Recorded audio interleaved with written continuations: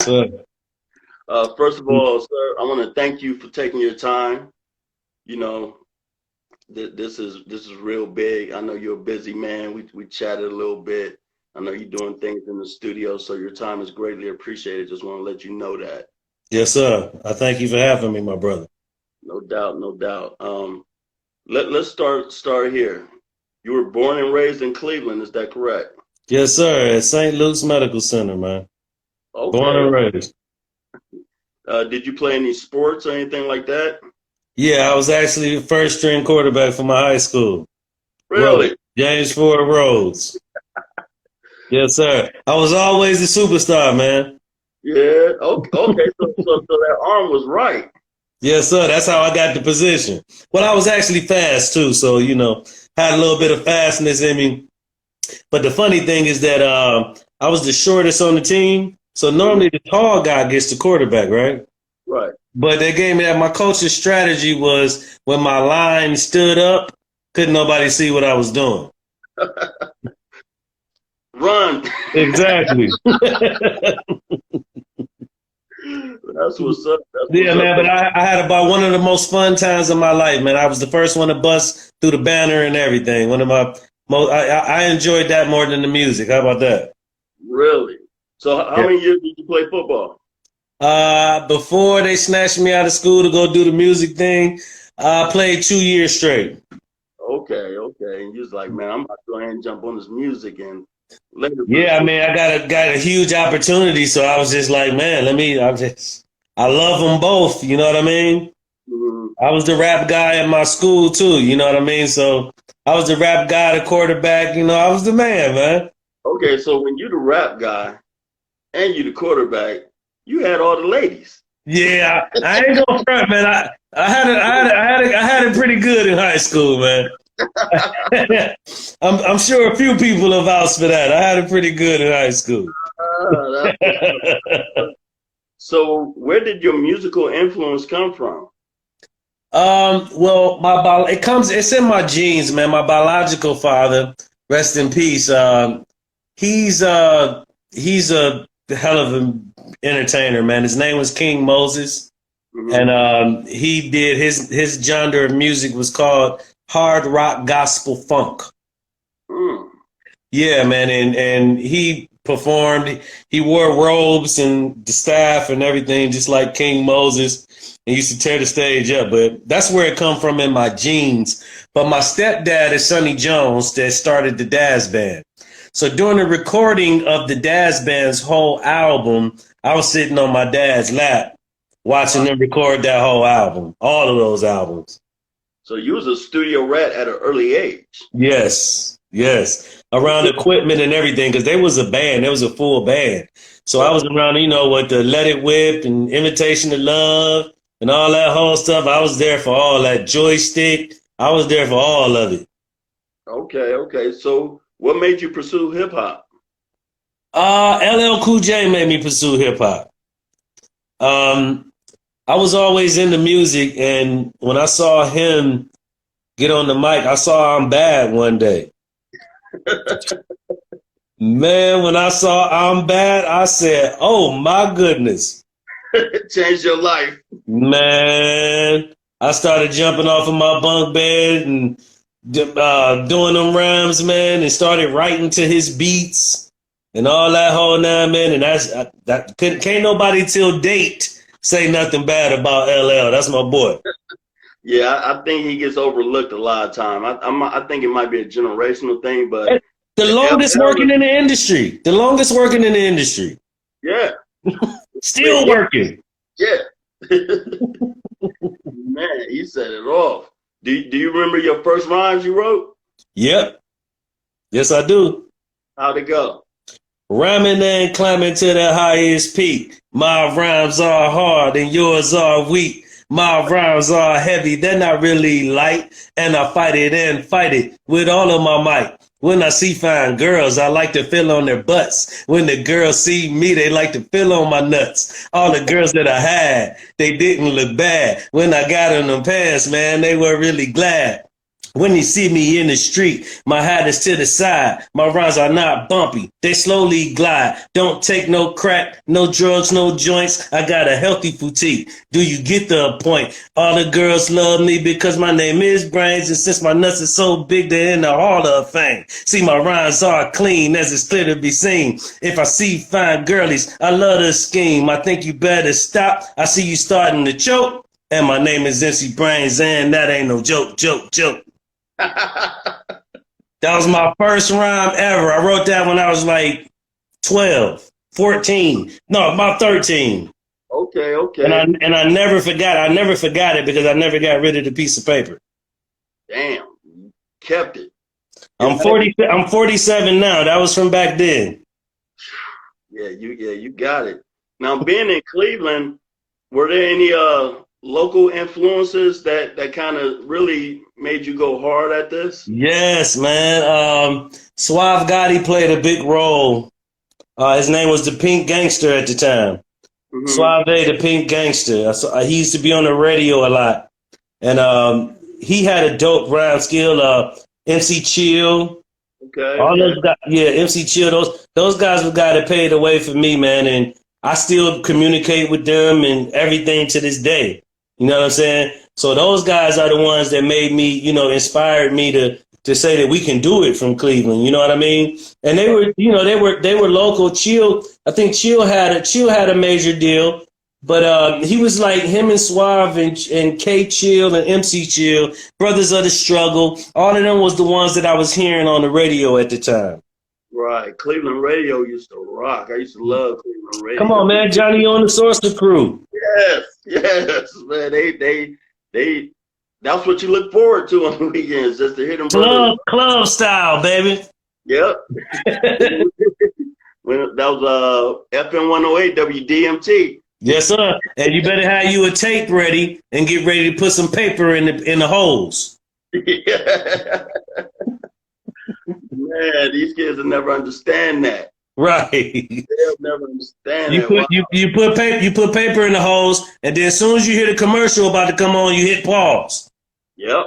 Soon as it's about to start back up, then you hit pause again. Wow. Yeah, that was the time. So now, when did you start really taking your rapping seriously? Well, I started off beatboxing for my crew. My crew was in school was called the B-Boy MCs in junior high school. And I was the beatbox for the B-Boy MCs. But, I don't know if you know nothing about it, but like, you go in the corner of a room, you get more bass if you put your face in the corner. Right, yeah. So that's what that was my job. We would go in the bathroom or something at school and we have a rap battle. I go stick my face in the corner and, you know what I'm saying? I hit them off with that. But then I started realizing ain't nobody paying attention to me. They paying attention to the rappers. Right.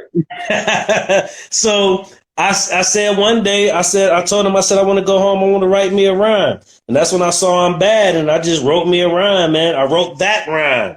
And then I came back to school the next day and, I was beatboxing for my other crews. And then all of a sudden my other dudes started beatboxing and I came in and blew everybody away. You know what I mean?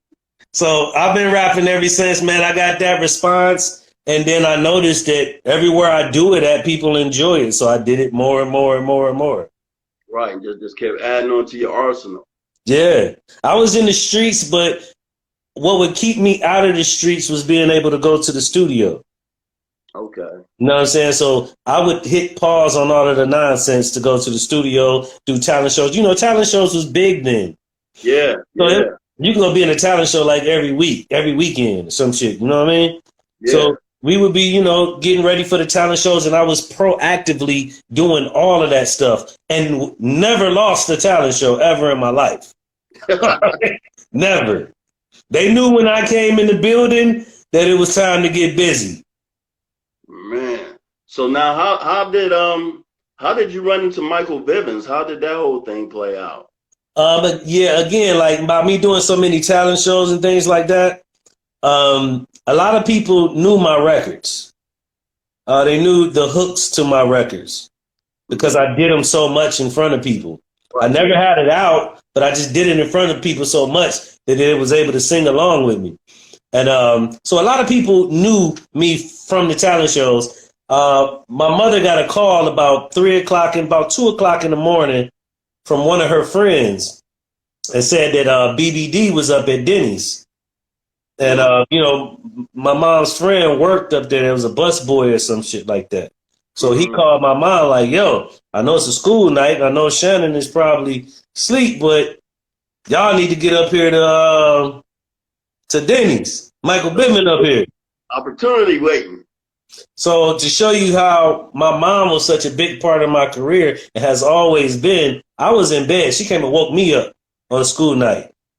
She came and woke me up on a school night and said, hey, we got to go. So she had her nightgown on. She had a trench coat over the nightgown. She had her head wrap on. I think I jumped in some shorts and some sneaks, and we ran out the door. When we got there, it was a big crowd. It was a big crowd in there. And when I saw the crowd, I froze up a little bit. I said, nah, Mom, I'm cool. I'm cool. She was like, shit, you got me out here. You got me. You got to be crazy. So she jumped out the car. I'm still in the car. She jumped out the car and went over to where they was at. And I just seen her little head going. I seen the security try to stop her for a minute. But then the new Michael Bivens and them held the security up, and she was just talking her stuff. And then she just turned around and waved her hand to come on. So I couldn't even standing up. So I had to get on out the car and come on. So when I got over there, he was like, what you got, kid? He said, can you do it right here in front of everybody? I was already prepared because I had my demo. You know what I'm saying? Rest in peace to EQ, man. EQ was a big engineer, recording, producer, everything. I remember EQ. Yeah, EQ was the first one to let me in the lab, man. So I was prepared with my demo and everything. And he said, can you do it right here in front of everybody? And I said, yeah. So I started doing my thing, and going back to what I was telling you earlier, a lot of people knew my records. So when they started singing with me, he was impressed with that shit. You looking around like, what the? This kid ain't even got nothing out. They know his music. Yeah, they know his music. So, and then I was prepared. I had my demo and the whole shit. So I gave him the demo. He told me I can go on and, he'll be getting in contact with me. But it was just another meeting somebody, because I had been told this. You hear that from everybody. Yeah, we're going to hook you up. We got you.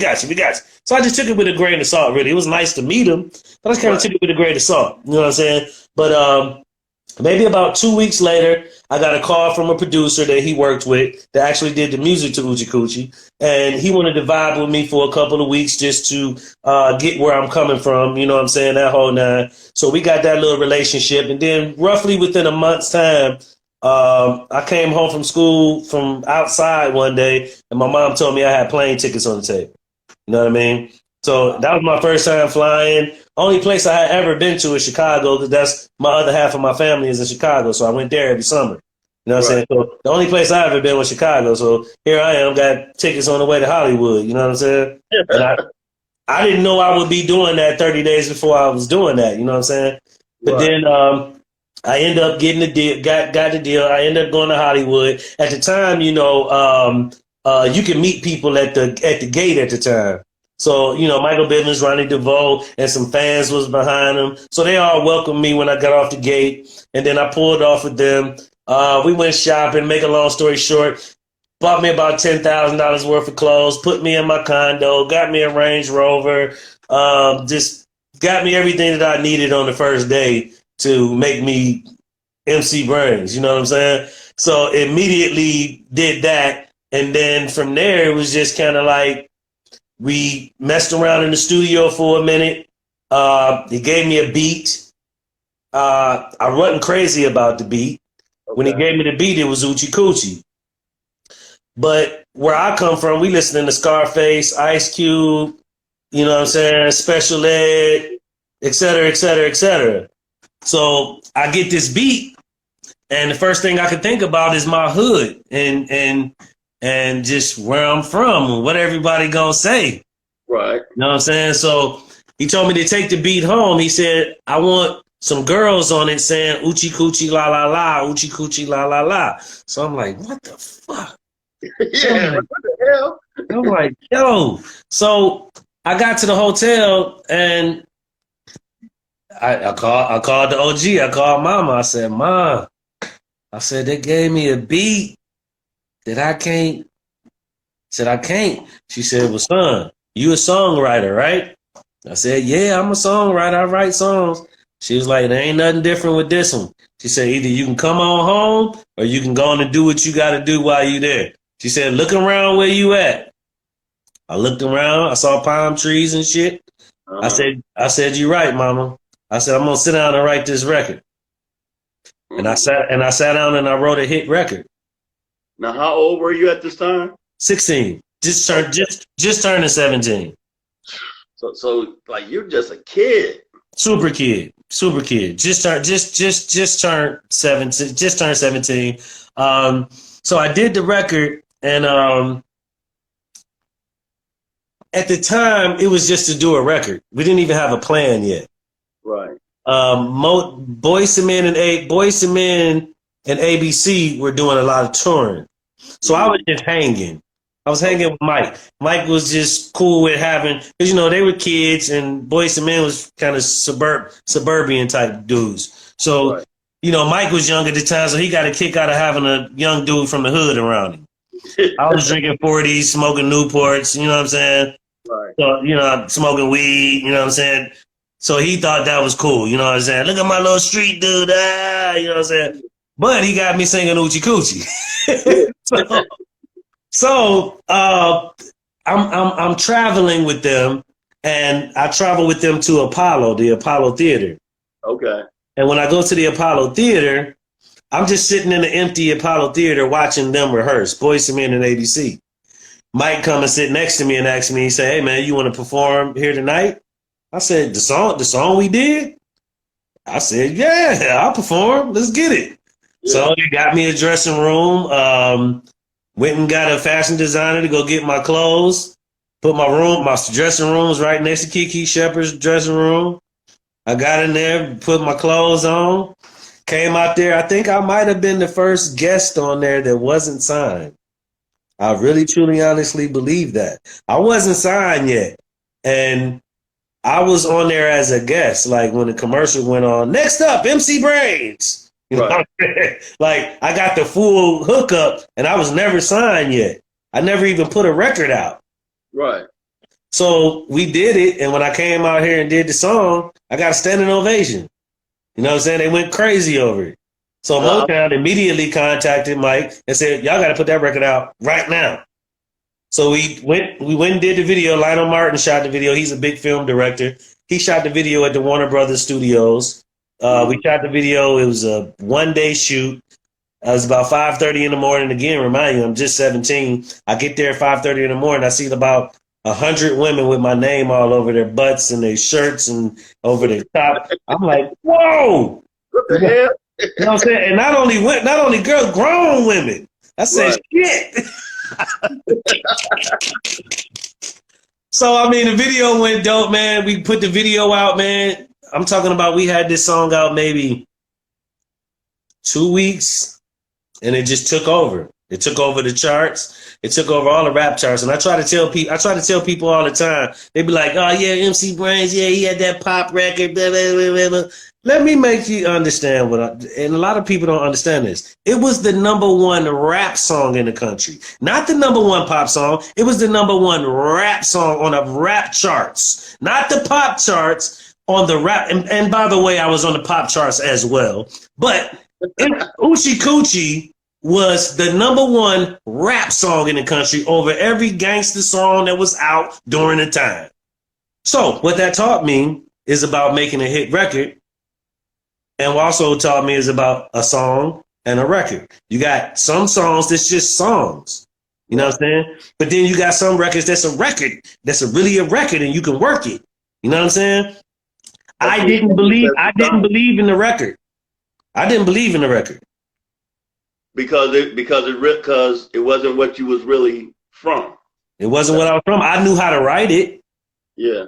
just because I'm a writer. I knew how to write it, but and I still thought it was corny. I thought it was I always be honest when I speak about it. I thought it was corny, but I grew to respect it when I saw how many people loved it. And it wasn't the dudes, it was the ladies. And who don't want all the ladies to love them? Yeah. Man, everywhere I go, man, there was a line of women everywhere to see me about that song. So I enjoy being in my lane. Yes. Because it keeps me out of the bowl of all the sharks. I do my little thing just like now. I talk about my new project in a minute, but what it does is it keeps me in my lane where I can do what I want to do. A lot of people take Uchi Coochie, but they don't realize I got 2 other top 40 records. I got 3 top 40 records outside of Uchi Coochie. What type of pressure was you feeling at that age with everything that was going on and how it was developing so fast? Well, I was used to celebrity and all that type of thing through my dad and through the dad's band because I would travel with them a lot. Like my mom did a lot of their outfits and sold their clothes and all that kind of stuff. My dad was the money behind that band. You know what I mean? So I was around all of it all the time. Like the Sugar Hill Gang came and ate at my house. You know what I'm saying? So I was always around it. You know what I'm saying? So the stardom side I was used to. Okay. What threw me for a loop was being places I never been and they know who I am. Mm-hmm. That's what threw me for a loop as a kid. Here it is, you go to Texas, never been to Texas a day in your life, and everybody that walked past you, hey, Brains, you're like, oh shit. Make you go in a hotel room and look at yourself in the mirror. Like what? Like, this is a dream. Right. What was your favorite place to perform? Do you have like a favorite venue? Man, Philly always turned up with me, man. Philly always turned up with me. Chicago always turned up with me. Man, to be honest, man, I try to tell people this all the time. Like, even if you look at my sound scan is very even. It's even all the way across the map. So I was able to travel, and I mean, women from every city and every state came out to see me. That's why I always give it up to them. That's why you don't hear me on my records dogging them out. None of that. I'll be a fool to. I'll be talking completely against my brand. Right. So what would you say was what is the biggest misconception about you? The biggest misconception about me is that I'm hard to get to. I'm not really hard to get to. I'm very selective about my time and who I spend it with. Correct. Because I realize that time is valuable.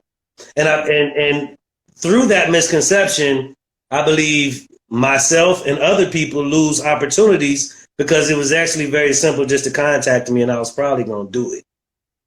Okay. You feel what I'm saying? So sometimes because of my presentation, which I'm not going to change my presentation. I was taught by I come from a historical record label, Motown Records, and they taught me how to be a recording artist and taught me how to, do things the correct way. I don't do shit bootleg. I just can't. And because I don't do things bootleg, I put myself on a different level. Okay. You know what I'm saying? But people, I'm one of the trill ones. I just make sure my shit look good. You know what I'm saying? And anybody that come across me know that I'm cool. I just don't like suckers, man. I don't like suckers, and I don't like people that don't like to see other people win. And I expose them. Other than that, I'm a great guy. I love people. I love helping people. I take care. I do community events. I do all kind of shit, man. I make sure I'm involved. I help the youth. I do all kind of stuff. I feed my neighborhood. I do all that, man. Yeah, you're definitely a real one. I enjoyed your vibe when you had came down to Eric Snell's event. You know what I'm saying? And that was beautiful. I can't wait till he throws another one. That's what I'm good people. And like I said, you was just one of us. Hey, I tell people all the time, a lot of entertainers get caught up in, I'm no different than a mechanic. I'm no different than the fireman. I'm no different than the policeman. I'm no different than the fucking contractor. This is just my job. Everybody got a job to make this world turn. Right, right. Everybody got a job to make the world turn. Mine just happened to be music. Did at any particular point in time you feel like you felt that you wanted to do a song or an album, be like, let me show these motherfuckers I can really, really spit? Yeah, but then at the same time, when I've done that, like I do it on mixtapes and stuff like that. But I kind of don't like to do it because when I go on the road, I come across those ciphers and I eat their ass up. Tear they mouth out. Every cipher we get in. I come from hip hop. That's where I come from. I come from battle rap. I come from all of that. Don't let the Uchi Coochie fool you. Have them thinking they about to just go ahead and just smear you out. Then it's Man, like, hold up, what this kid talking about now? I rap circles around 90% of these rappers today. Sir, with my eyes closed. What was the biggest thing you feel you learned from Michael Bivens? How not to let someone take advantage of you. Mm-hmm. Michael Bivens stole every dime that I could have made. Michael Bivens stole my publishing. Michael Bivens stole my record sales. Michael Bivens stole my show money. Michael Bivens stole everything that MC Brains could have made at that time. Legally. Now, isn't that ironic? Because I watched when they had the BET movie, and for him to turn around and do the same thing that he was complaining about. Well, see, you got some people that do what was done to them, and then you got some people that do the opposite. He one of them old creepy motherfuckers that do the opposite, that do the exact same thing that was done to him. He get justification out of that. Like me, I don't want. Yeah, we were kids then, and the problem is now that I'm a man. So he tries to avoid me as much as possible. He all the time. You know what I'm saying? And when you were trying to avoid someone, that's because you know you done something to him. Your spirit ain't feeling right. Your spirit don't feel right. You can't even be around that person. But what I've done is turn it around. You know what I mean? So I now, like with my artists, I teach my artists how to be their own boss. Like my artists come to me, we start their entertainment company, and they are their first artist. I'm just their partner. My company is a partner with their company that I showed them how to set up. Okay. So my artist is not my artist. My artist is my partners. You feel what I'm saying? Right. And that's what gives me.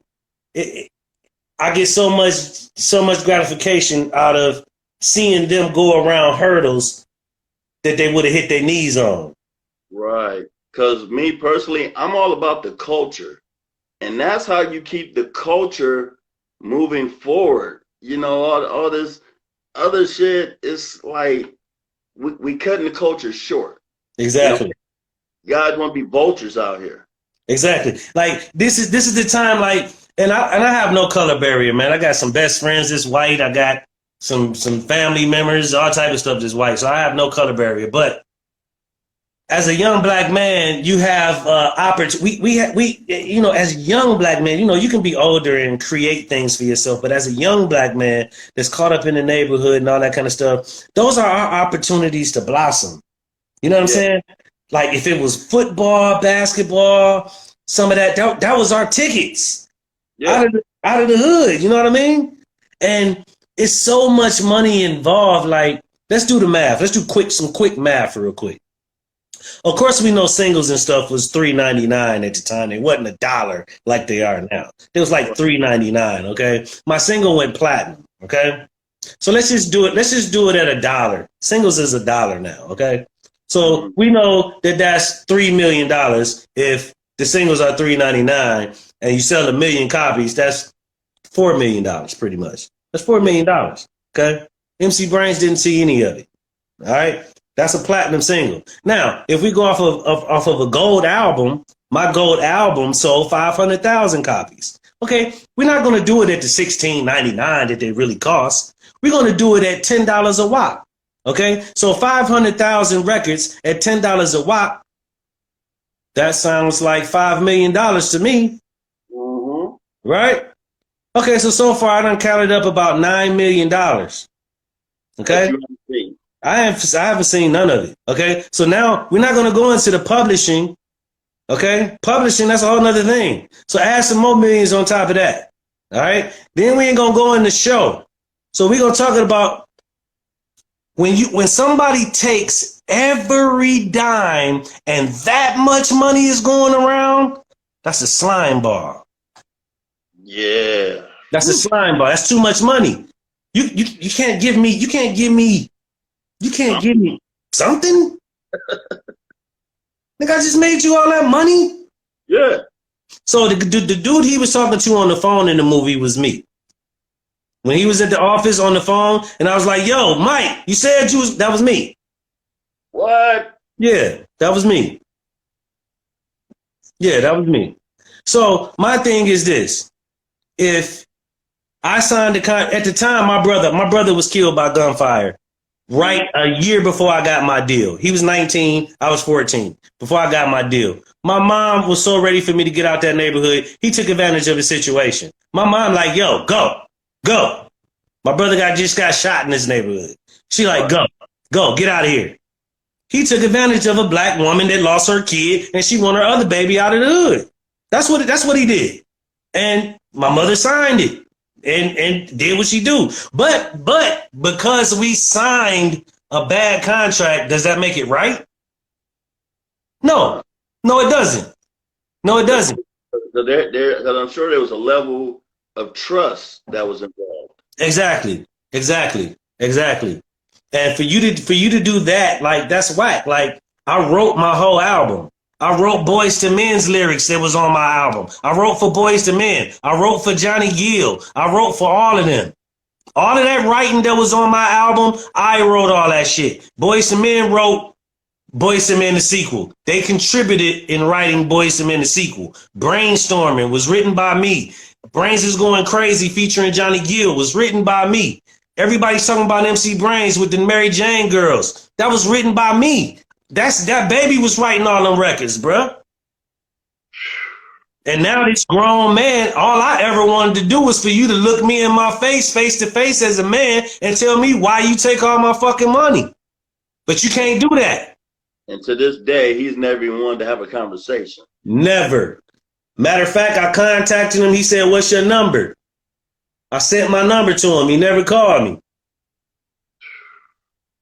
You would figure at some point in time, as men, let's have a conversation. That's my point. So look, let me give you this real quick about the publishing. So I call about my publishing. So the lady on the phone say, Mr. Davis, you shouldn't have a problem because your name has gotten a whole lot of publishing. Your name is James. What is your name? I said, my name is James DeShannon Davis. She said, your name is James DeShannon Davis? She said, you sure your name isn't James Jimmy Arthur Davis? I said, no, my name is not James Jimmy Arthur Davis. My name is James DeShannon Davis. She said, well, Mr. James Arthur Jimmy Davis over in Switzerland got a whole lot of money. Huh. All right. Man, that's creepy. Okay. Okay. So as you see, I come from an era where for years I've held this shit in because I don't believe in snitching and maybe this shit gonna clear up. But goddamn it, it's 30 years now, nigga. You ain't clearing nothing up. Fuck that. So now mentally, as you're going through this, like, did you have to deal with depression? Like, how did it affect you? Man, listen here. You go from being on TV every day and then having to go face these motherfuckers. Whole nother ball game, bro. Dude, you talking about, man, I was walking down the street with my groceries. I'll never forget. I was walking down the street because my car had broke down, but I needed to get groceries. So I was walking down the street with my groceries. A car pulled up next to me and said, Braze, you doing it like us now, huh? Had to face the funk, but I didn't have to come here and face the funk. I was already living in Cali. You know what I'm saying? I got my son and everything out there. I was like, I didn't have to come here to face the funk. But this is home. This is where I was comfortable at. So fuck it. I'm just going to come here and I'm going to face the funk and we're going to get it. Right. So everything that MC Brains got, everything that MC Brains have accomplished, only thing Michael Bivens has done for me is help people know this face. That's it. That's it. Everything I've accomplished, everything that I got for myself, any of my artists, everything, any materialistic thing that I got everything out the mud myself. Nobody helped me do nothing. Now, at what point did you say, you know what? I'm not even going to dwell on this right now. I got to get to stepping. I got to make shit happen. Once I realized that, I said in my head, there's two people in my life that, well, not in my life, there's two people, and I'm a real good dude, man. I swear I am. I'm good to people. There's two people that I pray on every day that I wish to be executed. And that's the one that killed my brother, and that's Michael Bivens. And I pray on that. I pray on it. You know what I'm saying? I literally pray on that. And because I'm strong enough to where if I wasn't where I'm at in my head and I didn't have the support system that I got, I probably would have lost it. You feel what I'm saying? Right. But I got too much shit to do and I got too many people looking up to me. You know what I'm saying? I'm a boss. You know, always been a boss. Always been the leader of my pack. Always. So I never was into really showing anyone that I'm down. Okay. You know what I'm saying? I've always just kept it pushing and keep it pushing. I ain't never cried about my life situations. You know what I'm saying? Never have in my life and never will. But it's just, you know, to me, it just, as you get older and, you know, I watch these artists pushing and pushing, you know what I'm saying? And I see them winning and it makes you feel so good. It makes you wonder, like, how the fuck do somebody get to the point to where, like, it was done to me? I'm terrified for somebody to feel about me how I feel about him. Right, and then they have to face that person and their family, and come on, man. That's just too much. It's too much heat. Too much heat. Then, you know, he got mutual friends that check my temperature all the time. The classic move. Yeah, he got mutual friends that literally check my temperature on a regular basis, just to see what I'm on. But what I am, I'm far from an idiot. Not an idiot. Not gonna do nothing to him. That's just an idiot move. All I want to do is just look at your face, man to man, and ask you why, nigga. You know what I'm saying? Why? Why you didn't get what I do to you when you didn't give me $1, nigga? You know what I'm saying? Don't get it twisted. When I first got there, I got money on a card, like $10,000. And you know whose money that was? You know who? That was my money. Yeah. Do you know whose money the condo was? Do you know whose money all the clothes was? That was all my money. That was my $250,000 budget that Motown gave me. That he got me thinking that he hooking me up. Nigga, you ain't hooking me up. You're building up my bill. Yeah, running it up. Running my bill up. Spending my money is what you're doing. So you just took all that and like, you know what? I'm about to be a blessing. All day. All day. All day. I'm Yahweh's son, man. So I'm gonna always make sure that I stay on point. Cause I gotta make sure I please him. Yes. You know what I'm saying? I gotta make sure I please him, man. I done toured Europe, I toured all of Japan, I toured Canada, I toured every motherfucking where, and he got every dime of it. Every dime. That's just every no. I take that back. I got $35 a day per diem. 30 $35 a day per diem. And you know whose money that was? Yours. acting like he's doing something for you with what's rightfully yours. Nonsense. My artist will never, nobody will ever look at me the way, like I look at him like I have no respect for somebody that deal with people like that. I have no respect for that. All of that money, man, and you got money already? And you couldn't get 15%, 10%? Come on, man. Come on, man. You're a fucking slime ball. You're a slime ball. You're a fucking slime ball, bro. Man, yeah, cause I feel you on that. Cause That's real shit. And I'm not no hater, man. For over close to 30 years, I kept that in, not wanting to make that man look bad. But we fucking men now, nigga. And I'm like, nigga, like you gonna come holler at me or something. You don't want to holler at me, then I'm just gonna tell my truth. My truth is my truth. Yeah. I'm not lying. I'm not lying on the dude. You know what I'm saying? It's all truth. All truth, man. Nigga took every fucking dime. Nigga didn't give me a penny. Bought me, I had a house in Beechwood, took that. Because I put my finger in his face once I found out he was stealing my money. He got and ever since I did that, no holler at all. Ever since I put, now if I was if I wasn't young and hot-headed at the time, I would have been smart and I would have just played him. And then I would have got my little hookup of what I needed out of. But at this point, I'm young, I'm hot. Like, dude, you're stealing all my money. Yeah, you ready to put your hands on him.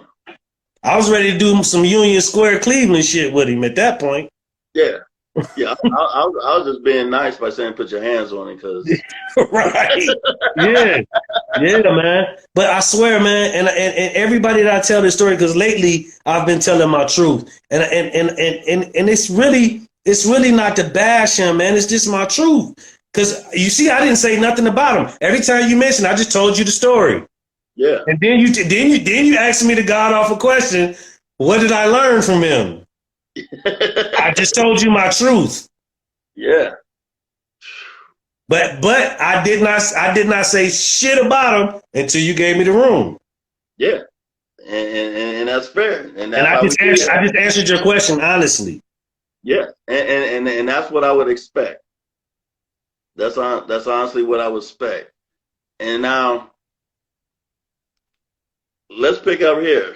You're working with your artists. Mm-hmm. Feeling good about yourself. What's going on with Brains right here and right now? Oh, man, let me tell you something, man. My boss, my G is on 1,000 right now. I feel the best I've ever felt in my career. Why? Because I'm in control of it. I'm pushing every button that got something to do with my career, and that gives me so much satisfaction, man. Like, you know, I'm the button pusher. You know what I'm saying? I make and the thing now is I've learned to be, you know, self-contained, like merchandise, fucking studio mixing, mastering, promotional items, anything, that's all getting done in-house. I don't go reach out to nobody for that. I got it all in my possession. You know what I'm saying? So my thing is just showing these artists how to first make the 9-to-5 money. We need you to be able to do this as a 9-to-5 first. It's a job. Because a lot of people mess up and try to be superstars, but they fail to realize it takes things like $250,000 budget in order to do certain things. True. So you're trying to do things that you don't have enough money for. But you can get 1,000 fans that guaranteed buy your shit every time you drop it and make a living. And eat well. Yes, you can. And you can get 1,000 people in one city. You know, and then especially with, you know, everything, well, is sort of opening back up. Get to doing shows. Yeah. That's one of my strengths, man. I go beat that stage up. Everybody know me that anybody that ever seen an MC Brain show know that it's a show. I've always gotten down. Hearing these babies rapping with their songs is driving me crazy. It drives me bananas, man. I'm so tired of hearing them cut the record on and half lip syncing, half doing the record. And then they take the mic and take it away from their mouth. Yeah. And then put it back. The lyrics just going. And then a lot of them don't even be knowing their own song. That's exactly. what drives me crazy. How the hell you not know your own music? That's them goddamn prescription drugs that we wasn't on.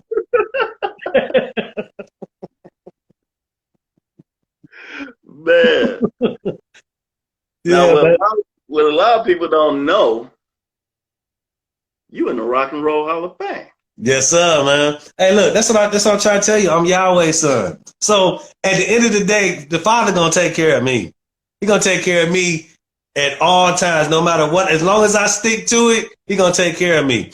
Here you go. There was no ceremony. There was no nothing because of COVID and that whole nine. But I got the call, and literally, I'm in the Rock and Roll Hall of Fame as Ohio's first platinum rap artist. So, you know what I mean? They got my sneakers in there and the whole shit. So tell me how that played out when you get the call. Like, how did that whole experience go? Well, for a minute, rest in peace to my road manager. I told my road manager that I felt like I deserved to be in there. Mm-hmm. That's why I tell people, you gotta always, speak what you want, because it'll happen.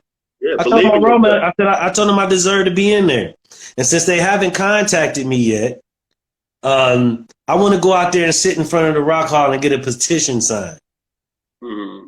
My road manager was a little on the heavier side, and it was hot outside. He said, "Man, I don't want to sit in all that motherfucking heat, man. Just let me make some calls, man. Let me make some calls." So he got on the phone and he started making calls. And he's my road manager, and I was always better on the administrative side of things. So he could put me on the road, and all I have to do is worry about doing my job. He takes care of everything else. But on this administrative thing, he got in contact with somebody, and he said, "Hey, I just wanted to call and see if you guys know this information." He said, "Do you know who MC Brains is?" They said, "No." They said, "Well, he's Ohio's first platinum rap artist." She said, "Can you Google this name for me?" So the lady Googled it. She looked, she said, "Oh, wow, we didn't know." And literally from there, they asked me for some artifacts. They took a few of my artifacts and they put some in the Rock Hall library, and they put my music in the Rock Hall library, and they took a pair of my, because I wear Chucks all the time. So they took a pair of my Chucks and they put my Chucks in the Rock Hall too, and also put Ohio's first platinum rap artist. So it made me feel like $1 million freaking bucks, man. They even contacted me, and I had the honor of welcoming Busta Rhymes into the Rock Hall. Just like maybe a week ago, not too long ago. His jacket and stuff is like right over my shoes. You know what I'm saying? So it was like I was able to welcome him in, and I just being so, that's dope coming from the city. You know what I'm saying? Super dope. And they let me greet him and do the MC thing. You know what I'm saying? And it was dope. He knew who I was. It was much respect, man. And it was dope to see him get his stuff placed in there, man. But just to be a part of those things of history, like, it lets me know. That's historical, man. Like, it don't get, man. Anybody talk crap? Anybody got crap to talk? I just, man, what else do I gotta do? What else do I gotta do, man? I'm in a fucking Rock Hall, and some of their favorite artists is nowhere near the Rock Hall. Yeah, because it's like in football. I was telling somebody one day, I was like, it's a lot of guys with Super Bowl rings, a lot. Yeah. But how many is in that Pro Football Hall of Fame? With the Exactly. Thank you. That was a great example, my brother. Yeah. That was a great example. That was a super. Have all this, but how many is in? How many is actually in the Rock and Roll Hall of Fame? I mean, right, the Football Hall of Fame. And you're right, not many. There's a whole lot that's not there. Put it like this: my idol is not there. My idol that I grew up going. I told you, LL not in there, man. Yeah. I'm in there before my idol. What kind of fucking shit is that, man? That's a freaking blessing. That's crazy. So how do you feel about the landscape of hip hop right now? Right now, a little disappointed for the simple fact that I'm not about to sound like one of these old Yeah, irritated dudes. I'm not about to sound like that the angry because old head. because but I can say what I'm saying because I'm contributing. I don't like to hear the old heads saying shit if you ain't contributing. If you ain't contributing, just shut the fuck up and let the kids do what they do. Yeah, If you're contributing, it's a whole nother thing. Now, with the kids right now, it's a problem with me that there was a number one law in hip hop, and you're going to remember this law. Do you remember what the law was? mm-hmm. No biting. Yep, You are exactly. not allowed to bite. If you bit anybody's shit, you was considered whack. Yeah, flat You were out. whack. We were challenged to be different. You had to have your own flow and your own sound. You had to have your own flow, your own beats, your own everything, your own clothes, Yeah, everything. Your whole shit had to be nothing like the next dude. originality is a must. Yes, very, very much, man. So like right now, I hear every record that I hear is just a rendition of another record. Same thing. Yeah, I'm it's talking about, dog, they're singing the same melodies and they're all sounding the same. All of them want to sound like Optimus Prime. Everybody. All we had was Roger. yeah, We had Roger, and then when the generations changed, we had T-Pain. yeah. And that was like a what 20 year. yeah, 25 year gap. 25 year guy all day long. But we had enough time to accept another Roger. Yeah. You know what I'm saying? Now, they just going bananas with it, man. And do you know, I'm an engineer. Do you know how many ways you can make your voice sound in the studio? You can make your voice sound so many different ways in the studio. Yeah, And they all want to sound like each other. So now this music industry has built itself up on I'm going to do it better than he did it. yeah. That sucks. If we wanted Poor Righteous Teacher, we went and got Poor Righteous Teacher. We wanted some DOS effects, we went and got some DOS effects. We want some De La Soul, we go get some De La Soul. It was a cornucopia of artists that it was like a buffet. This buffet is all macaroni and cheese. All macaroni and cheese. All different shaped noodles, but they're all macaroni and cheese. Exactly. all macaroni and cheese, man. But I refuse to complain without being an example. And that's why, one of the reasons I brought Hell Veil on, and shout out to Hell Veil and Julian. I brought Hell Veil on because Hell Veil was actually rapping. He talking about some street shit and all that, but it's beautifully painted pictures. And it's no auto-tune. It's no melodies that they were singing. It's the old boom bap in the rap. Cause I enjoy like if like when one of these young up and coming artists let me hear something, because I listen to a lot of music from these guys. They want my opinion.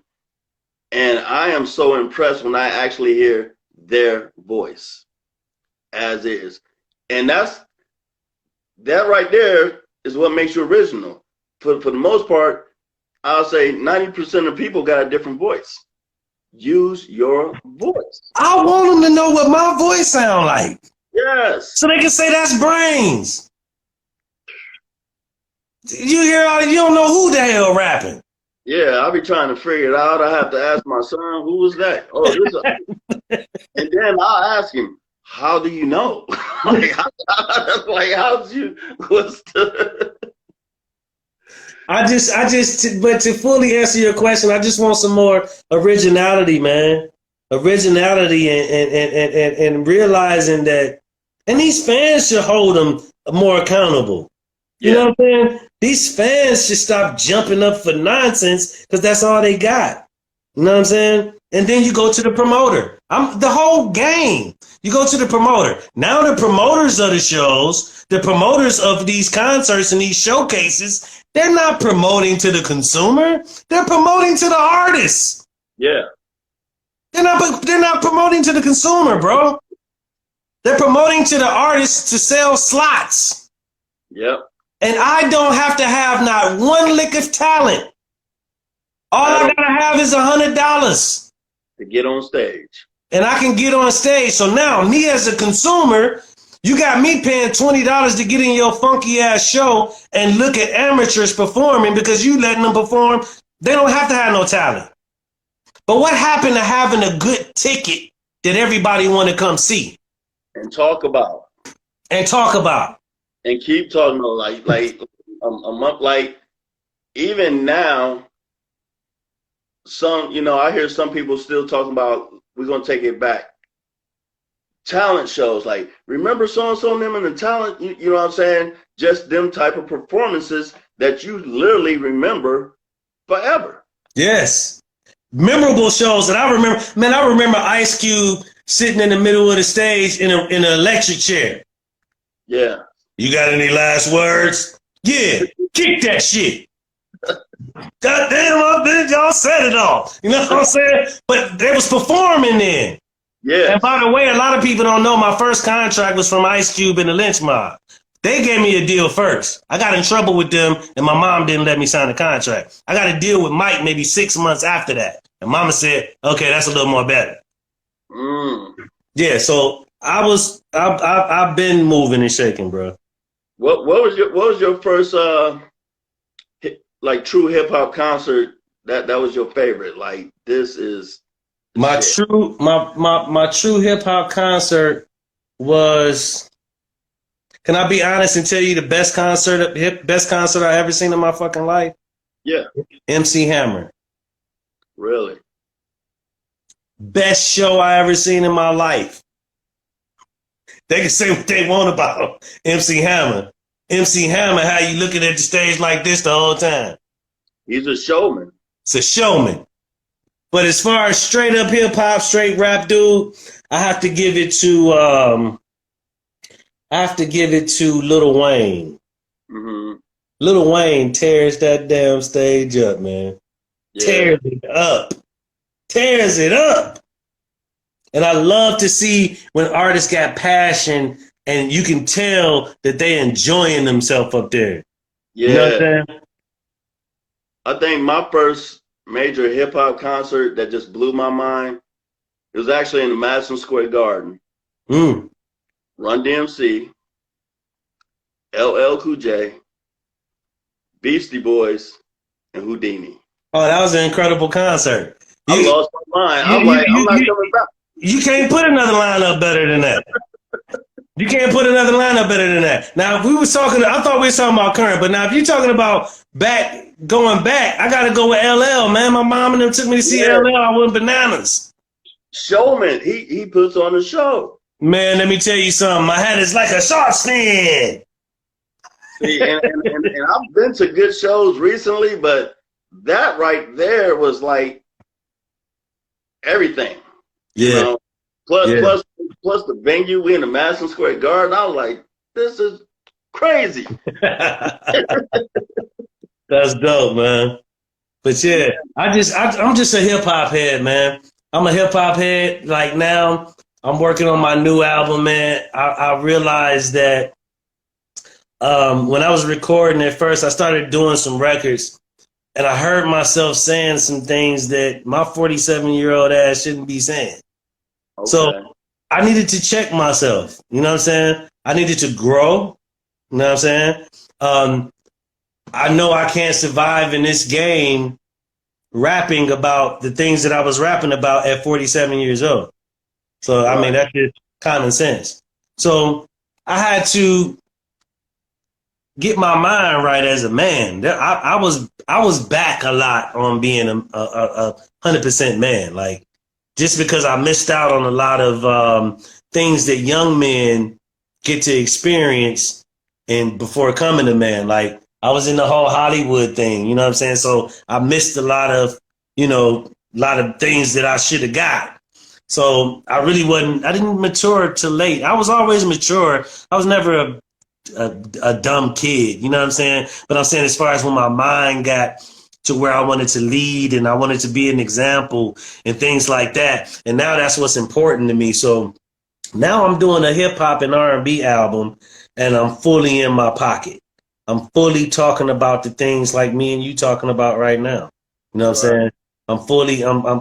I'm making a record for 40 and over, and anybody that's 40 and under, if 39 and under, if they want to listen, they can listen. But I don't care about nothing but my 40 and over, because when I was kids, my parents liked hip hop. So I'm making something for us. You know what I'm saying? I mean, I just feel it's a market, even though if you go by media, they probably say it's not a market, but it is a market. And I feel like we just haven't seen the maturation of hip hop because it's the youngest genre of music. Mm-hmm. You know what I'm saying? Like how you got Nas and Jay-Z, they still dropping. Exactly.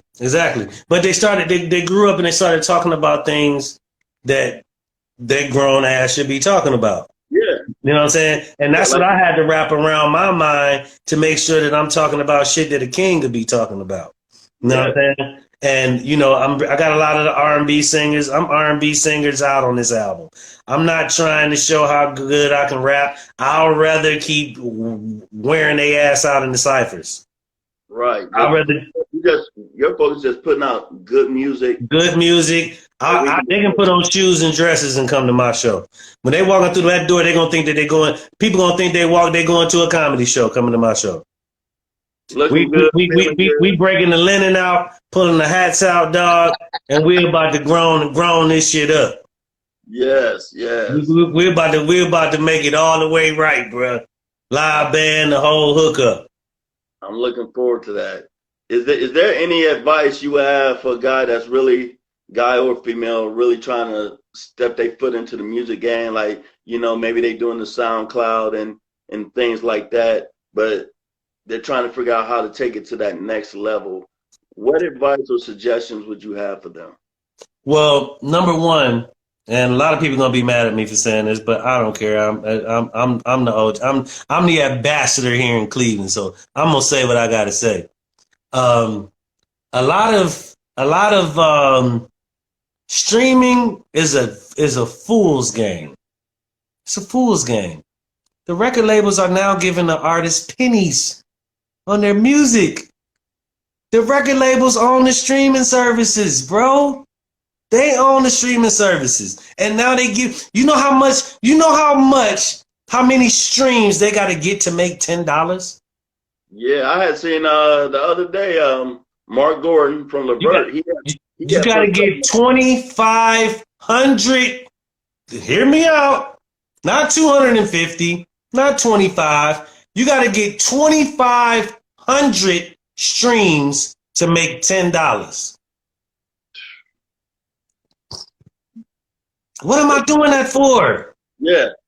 So my motto is do that, but also focus on direct sales. My artists sell their music on their flash drives. They got videos. My artist got 14 songs, 3 videos, his photos, all that shit on there for $20. You go get his album at his website, direct sales again. I have my artists send them to go to my website. If you want to stream, please stream. Thank you for the streams. But go to my website. That's what helps me, please. Yeah. Yeah, and just bump the website. Direct sales, bro. That's how you come up. Cause you doing the streaming thing, that you're gonna take forever with that. When they holding up, I got 1 million. I can't go get it right now. But I got a platinum plaque. My platinum plaque is worth $1 million. These platinum plaques that they holding up for streaming, that shit is worth $4,000. Again, 2,500 streams for $10. All they got to do is do them. All you hearing is research. That's all you hearing, and that's another thing. Research. Yeah. Research. If you're interested in this game, figure out how it works. Because direct sales. So in other words, here you go. Now your artist is streaming. My artist decides to go into a party. He got 10 flash drives around his neck. He's selling them at $20 a watt. He sell 10 of them. Boom. Ahead, way ahead. His competitor is $10 every 250,000 streams. Every 2,500 streams, $10. We did that. We could triple that in an hour. Yeah. Direct sales. So it's the same. It's the same game as we was doing back in the day with the tapes and the CDs. You just got to change the device. It's a device now. Now it's a USB. Yes. It went from tapes. 45s, albums, tapes, CDs. Now it's USBs. Get with the program. That's all you gotta do. But don't change the method because they're fooling you. They're robbing these babies, man. Like, I got the streaming. All my artists are streaming. We'll take it, but we pushing you to direct sales. Yeah. Like, shit, you done got robbed once. You ain't letting it happen again. Not at all. We don't play that game. We don't play that game, and my artists will never go through none of that. That's what's up. None of that. I got she's 16 years. I got a pop artist. She's 16 years old, man. She doing really well. She got a song out now. She only got her single out. Her single out is called Good Night. You can see that on all streaming. Her name is Julian. She's dope too. You know what I'm saying? I'm just teaching them to be businessmen and women and dope artists and dope people. There's artists that come to me all the time that's super dope, but if you're an asshole, I don't fuck with you. Yeah. I don't. It's all good. It's all good people and good vibes around about me. There's a lot of people like, man, why you ain't mess with them? I said, because they're a headache. I don't believe in headaches. No. I don't believe in headaches. And please stop coming in my inbox saying let's work.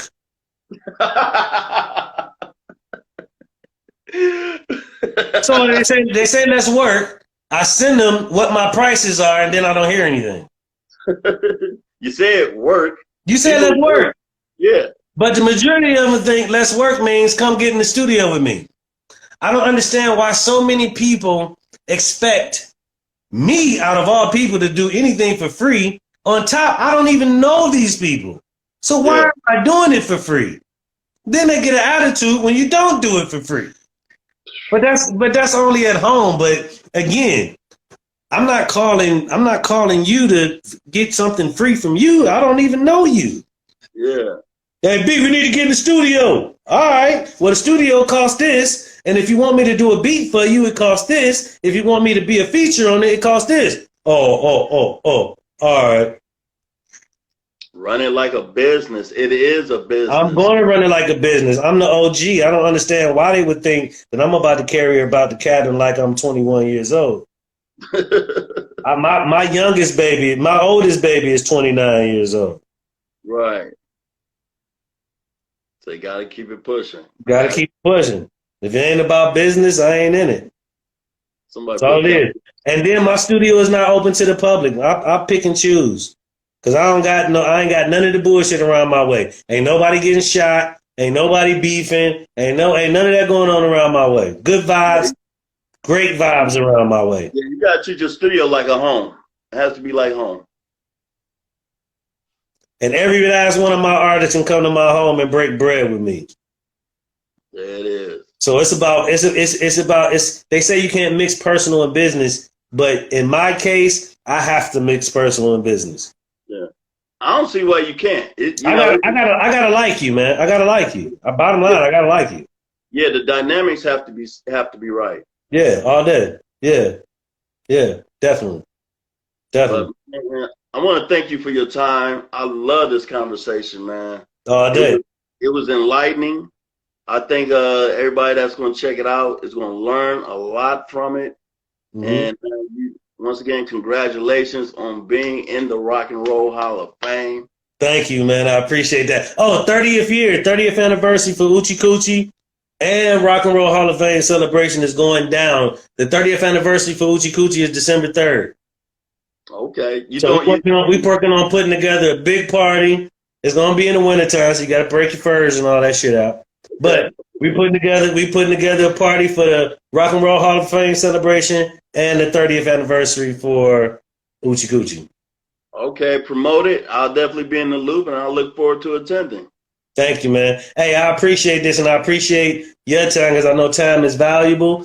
And also, I appreciate it not being an interview but a conversation. Exactly. That's how I like to do it, my brother. I appreciate that. All right. I'll be in touch in the future, though. All right, bro. Have a good one. You as well. 216, you can see it on my face. Bang. Peace.